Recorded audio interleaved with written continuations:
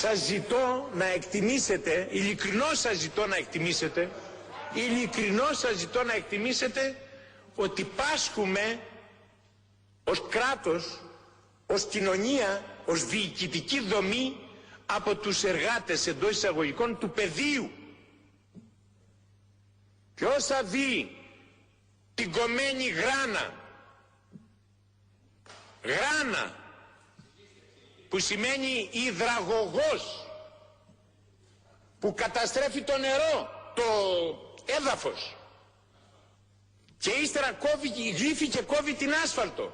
και θα έρθουμε εμείς ύστερα οι συβαρίτες πολιτικοί της μαλθακότητας και της τριφυλότητας και των σχεδιασμάτων, έχασαν από τον Κρότονα. Θα έρθουν οι συβαρίτες πολιτικοί να πούν: εδώ τα δισεκατομμύρια στην Τζακώνα πρέπει να καταβληθούν τάχιστα, γιατί ο δρόμος Τρυπόλεως Καλαμάτας κάνει